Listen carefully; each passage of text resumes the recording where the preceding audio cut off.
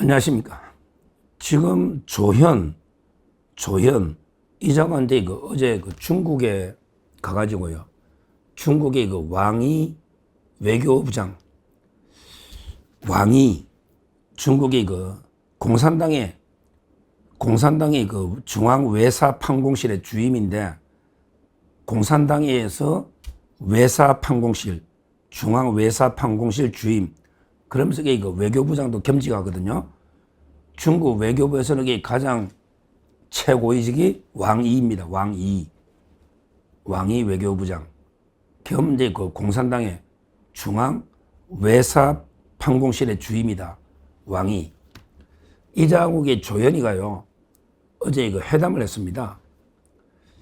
일단 이게 형식부터 문제가 많아요. 원래는 이게 외교라는 게 관행이 중요하잖아요. 우리가 한번 방문하면 그 다음에 중국이 한번 오고 또 이게 우리가 한번 가고, 이게 순서가 있습니다. 관행이라는 게 있습니다. 그러니까 근데 이번에 중국에서 우리나라 와야 되는데, 왕이가 와야 되는데, 근데 조현이가 중국으로 또 찾아간 거예요. 이것도 관행에는 반합니다. 중국의 아마 조현이가 또 간 거는 외교 관행에 반한다. 이걸 제가 먼저 말씀드리고, 그런데 회담을 했는데요, 아주 미국을 완전히 노골적으로 비난하는, 이거야말로 우리나라에서는 자의극을 벌이고 있는 겁니다. 뭐라고 근데 했느냐? 왕이하고 조현이가 만나가지고 근데 이렇게 이야기했네. 일방적 괴롭힘이 횡행하는 정세 속에 무역 보호주의에 공동으로 반대해야 된다. 야, 이게 무슨 말입니까? 미국이라는 게 말은 안 썼지만 일방적 괴롭힘, 미국의 트럼프 대통령이 일방적으로 보호무역 관세를 부과하는 거, 이게 미국이 깡패 국가처럼 일방적 괴롭힘이 횡행하는 이런 국제정세 속에서 무역 보호주의에 공동으로 반대해야 된다. 그러니까 중국하고 우리나라가 손잡고 미국에 대항해서 반대해야 된다. 이런 망언도, 이런 망언을, 이게 완전히 매국노 나라 팔아먹는 놈도 아니고, 이게 이런 자가 외교부 장관 한다는 게 정말 이게 부끄럽지 않습니까? 중국 외교부장하고 우리 외무장관이 만나면 바로 그냥 실시간으로 워싱턴에 실시간으로 이게 중계가 되잖아요. 그러면 미국이라는 말만 썼지, 누가 뭐래도 미국 이야기가 지금 이게 맞잖아요. 누가 뭐래도 미국 이야기가 맞잖아요. 그런데 미국이 어떻게 했다고? 완전히 일방적 괴롭히는, 꼭 이게 학교로 치면 학폭하는 애들, 힘없는 아들이 때리패는 학폭, 일방적 괴롭힘 횡행하는 이런데 중국하고 한국이 손잡고 미국한테 대응해야 된다. 진짜 망언 중에 망언입니다. 자기가 이제 중국 가서 할 말을 못하고 전국의 서해 공정, 중국에서 이제 서해 우리 영해를 갖다가 주권을 침탈하고 있는데, 거기에 대해서 강하게 비판을 못하고 한마디 하니까 중국이 실무자들끼리 알아 할 거다 이러니까 끝나버렸잖아요. 그냥 실무자들끼리 알아서 잘 해결합시다. 이게 끝이에요. 중국이 확답을, 사과를 받은 것도 아니고, 재발 조치, 방지 조치를 받은 것도 아니고요. 결국에 그냥 그 부분은 허지부지 끝나버린 거예요. 중국한테 단호하게 말을 못 하잖아요. 실제 중국이 얼마나 문제가 많습니까? 예를 들어 이제 우리나라 내정 간섭을 중단하라. 또 실제 우리나라 선거 개입을 중단하라. 이런 이야기는 한마디도 못 하고요. 그냥 오히려 이제 중국하고 전략적 협력 동반자 관계 매일 말만 쓰는 게 있잖아요. 아니 도대체 아직 6.25 전쟁이 휴전 중인데, 중국하고 전쟁 중인데 전략적인 협력 동반자 관계? 이거는 말뿐이죠. 북한하고 이미 중국이 혈맹입니다. 중국은 어떤 경우에도 북한 편 들지, 우리나라는 목에 걸려있는 가시처럼 빼내려고 하는 거예요. 근데 그것도 모르고 중국에 찾아가가지고 전략적 협력 동반자 관계다, 듣기 좋은, 이러면서 오히려 보호무역 미국에 맞서서 공동으로 싸우자. 이런 게 짓거리 하고 있습니다. 아니, 미국하고 이제 협상은 포기한 것 같아요.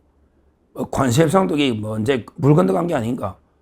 왜냐하면 이게 미국하고 통화 스와프가 안 되니까 미국이 통화를 그대로 우리하고 무제한으로 스와프 거래를 안 하죠. 스왑. 그러면 이제 우리나라 달러가 없잖아요.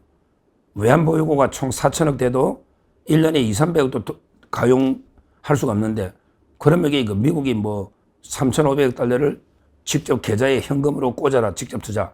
근데 이거 방법이 없잖아요. 그러니까 이제 협상이 타결이 불가능한 거죠. 왔다 갔다 이게 뭐 비용만 날리지 아무런 게 합의가 없었다. 진짜 이게 돈 낭비하는 거죠.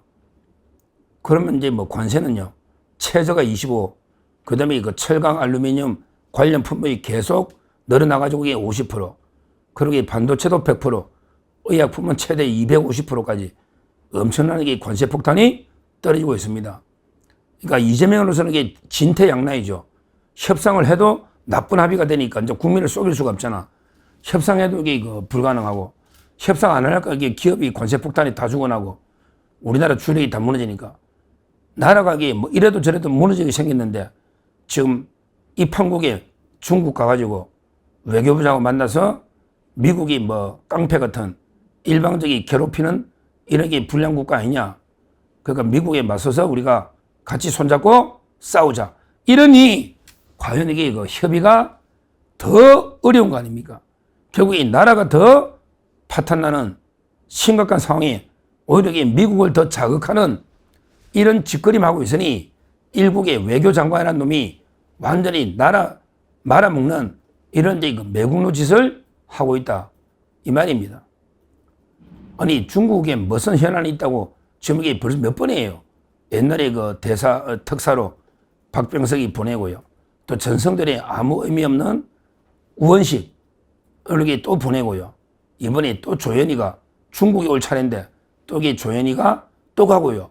이런 식으로 중국의 저자세 알현하는 완전히 책봉을 받으러 가듯이 옛날에 이런 저자세 외교를 펴고 있는데, 진짜 할 말은 한마디도 못하고 오히려 이제 미국을 자극하는 중국 편에서는 이런 진짜 자해극을 벌이고 있는 겁니다.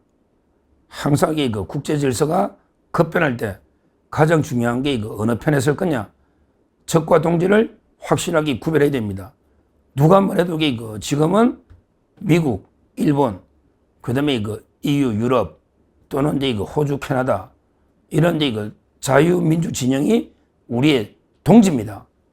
그러기에 누가 뭐래도 저 북한, 중국, 러시아, 거기 중동으로 가면 이란, 그 다음에 아메리카 주로 가면 베네수엘라나 브라질, 이런 나라들이 어떻게 보면 친중 국가들로 전체주의, 독재 나라들입니다.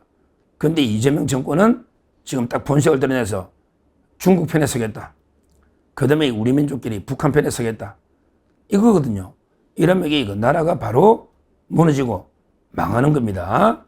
정말 심각한 외교 자해극이다, 이렇게 말씀드리고요.